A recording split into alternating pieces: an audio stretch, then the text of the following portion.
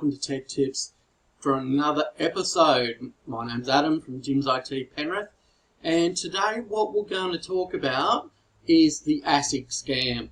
This is essentially a scam that's happening in Australia, but it is still part of our scam-related episodes that we are doing.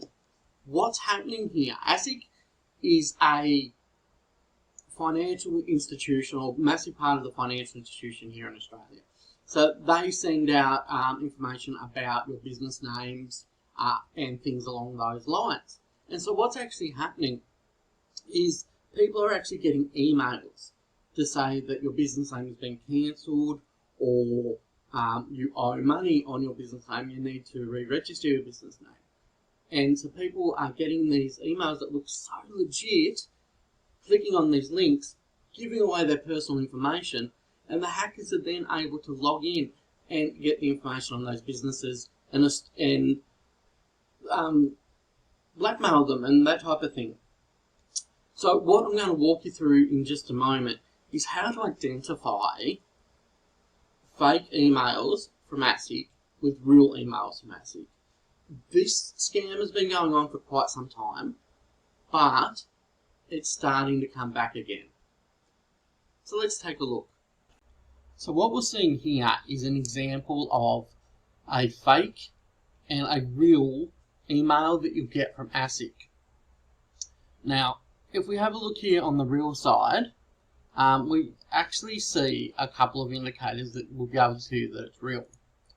The first one is this part of the email address. The email address is separated into two sections. This first section here is a representative of the person's name or company. So in my case, it would be Jims IT Penrith or Adam Wallazark. The second part here is the actual from address. So in this case here, it is from this email box and this domain.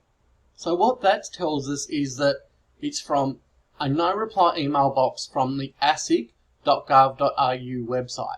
So it actually hasn't got any subdomains or anything like that, and a .gov.au can only be registered by a company, a government company here in Australia. Now, if we come down and investigate the email just a little bit further, now, yes, I understand that you'll be seeing this and saying, hey, look, it's 2018, are these scams still around? Yes, they are. The scams are still around. They're becoming more and more prevalent. Now, why is it cancelled there? It's because this is an example to help us explain this a little bit easier. Now, if we look at the email structure itself, the two look pretty close if you look at them side by side.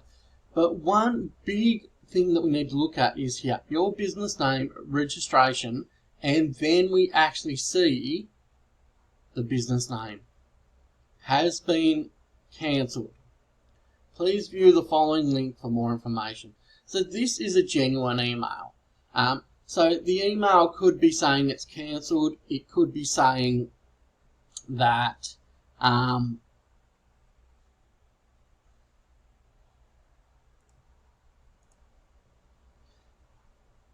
that you owe money or something along those lines. So this one here is a genuinely real email. So if it asks you to click on this cancellation letter here, or if you've got any queries, click on this link here, then yes, it is fairly safe to click on those links because we've just verified that this is a safe email.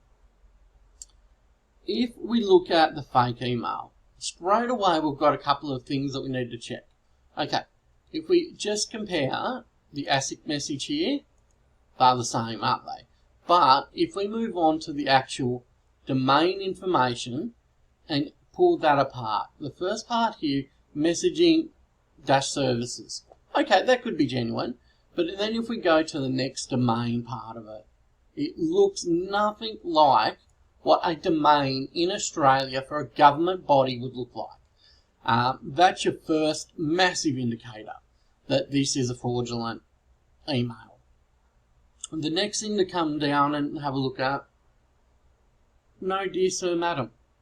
That's not a huge red flag. Some emails don't come through with that. We've got the ACIS logo, but then come and actually have a read through this email.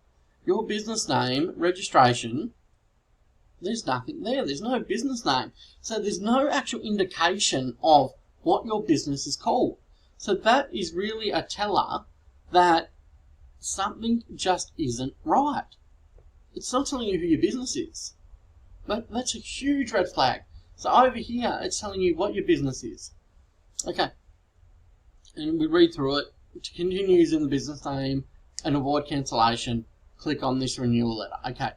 If you click on this, it is a huge, huge indicator that you are probably going to get malware on your computer, or you're going to get spam or something along those lines, being from this particular domain. Now, they are actually asking you to email someone from the ASIC department, but I mean, I'm sure if you click on that email link, that right there, that would actually send you to some sort of spam or some sort of malware or something along those lines. It's the same for this down here. Each of those are just plain text. It's like a title. That title is actually looking like the email address. So underneath those two links, you've got the link name, and then underneath you've actually got the link destination. So this is a massive way to tell whether or not the email that you're receiving is potentially fraudulent.